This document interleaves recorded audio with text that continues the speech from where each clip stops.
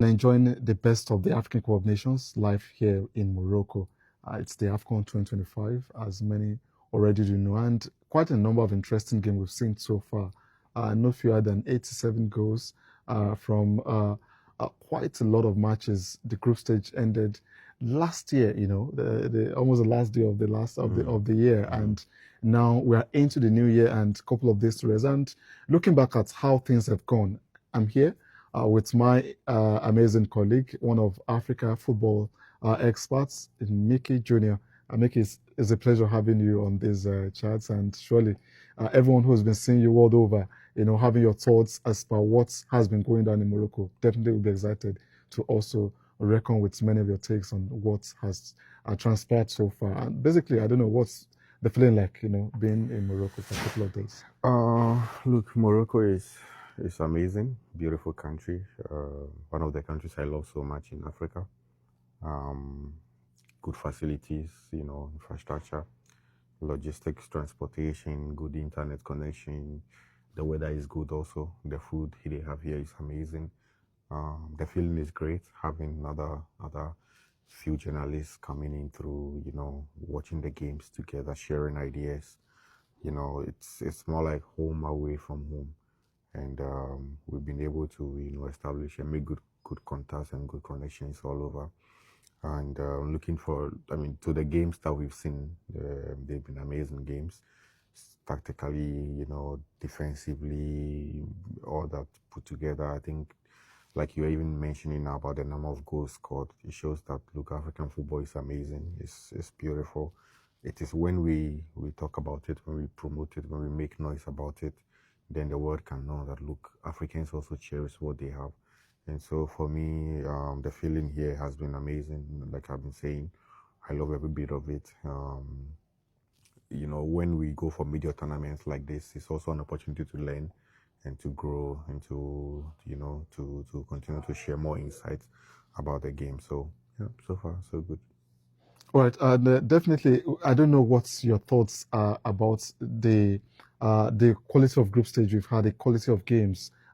Basically, to uh, get right into it, what are your top five exciting teams that have impressed you the most, and also probably on the second thoughts, five disappointing teams as well? Looking back to the group stage, first of all, I have to say that we had very nice games in the group stage. Literally, almost every game was up to that level that you'll expect. I know some teams didn't have some friendlies before, the start of the group stage, but growing into the competition after match day two, I mean after match day one, match day two and three, a lot of them have put on more effort, and this is so nice to see. I'm impressed with the pitches Morocco gave us for the tournament, even though it's been raining here and there. The weather is a bit cold, but even when it rains, we know that the grounds are covered and the water doesn't have any effect on the games. And so these things all contributed to we having having great games in the group stage. I also think that some of the teams have really lived up to expectation. Morocco, probably one can say their opener wasn't the best, but it was opening game, and you just have to find a way and to win and make the crowd or the fans happy, and they did that. If you ask me about my top five teams that impressed me the most, I think Nigeria did well, very, very well. Leading up to the group stage, there were a lot of talks and all that, but those guys, the players showed how mature and professional they are. They showed that psychologically, we would not let what people say outside the field affect us the moment the national anthem is played and the referee blows for kickoff. So, getting three wins out of three is impressive. I think also Algeria, they also did solid well. 3 wins also from 3 games. I think those are the two teams, Nigeria and Algeria, with the maximum points from the group stage. So this shows clearly that look, they know what they are here for. They want to go all out, possibly to the final and to take the trophy home. But notwithstanding, we can talk about Mozambique also. I think they play very good. These are some of the teams people don't really focus on, but they do amazingly well. And then maybe the fourth, I think DRC, DR Congo also play good football. Nigeria's nemesis. Honestly, one of the teams that people need to watch out for them, and they have a good coach, Sebastian Desabri. Technically, they have very good players in that squad.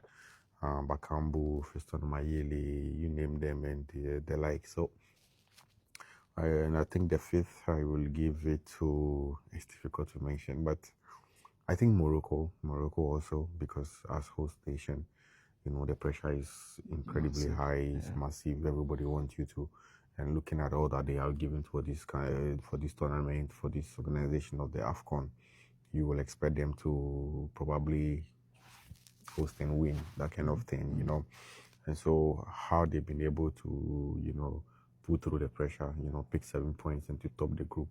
I think so far these are my top 5 teams that have impressed me the most.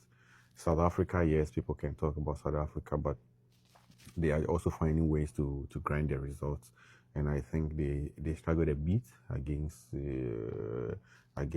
Zimbabwe in the final group game. If Zimbabwe were a bit more clinical, probably they could have surprised them. So all in all, I think there are so many teams that really impress, but you put me on the spot to name only 5. So probably these are the 5 I can give you. And the 5 that disappointed, honestly, I think Gabon really surprised a lot of us. But of course, they're also in a difficult group, but they still have some few chances. I think that, if they'd been patient enough in front of goal, they could have been able to and to probably proceed. Because if you see their game they played even against Cameroon, even Ivory Coast also, they were not bad at all. And, but it's football, sometimes you come in with expectations like this and you are not able to live up to the billing. But going forward, I hope they can be able to put things together, and hopefully in 2020, 2027 in East Africa, they can be able to make some massive statement. And aside Gabon, I think also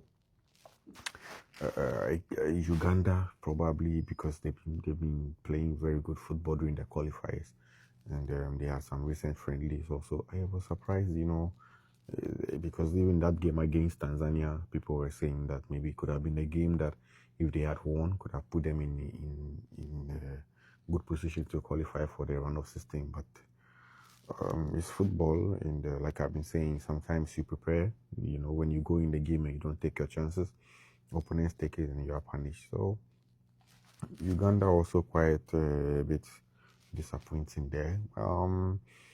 I think also Tanzania, not the fact that maybe because people will say that they have a lot of their players playing in their local Premier League at home, but yeah, it's football. These things, sometimes decision making on the pitch, it can go against you and can be in your favor as well. But all in all, I think these teams probably they could do more, because even Tanzania, I saw their game. I was there. I watched their game against Nigeria.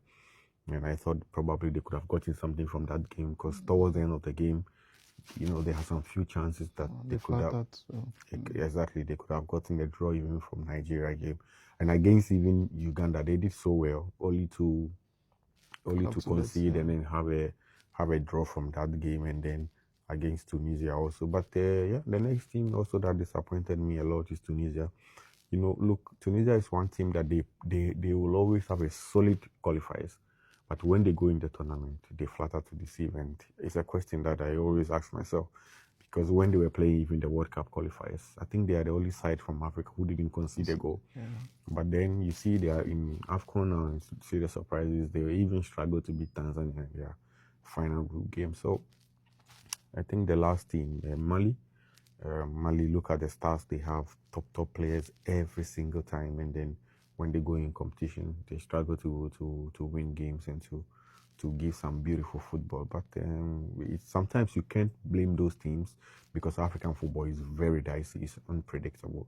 It's not like our brothers in Europe, or where we know that maybe even in the Euros, you can be assured that at least in the final 4, you're going to find England or France or Spain or Italy or Germany there.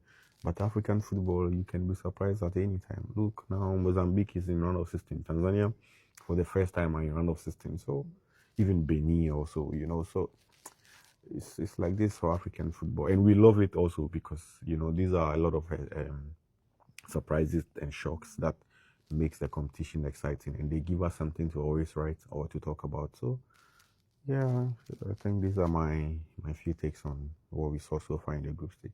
All right, guys, you've heard from Mickey, and surely engage us. Let's hear what your thoughts are. Do you agree with him on several of his choices? And definitely, it will be good to hear from you what you guys think. Don't go anywhere. We'll definitely be bringing you more engagements, more conversation around the African Cup of Nations as it progresses live from Morocco.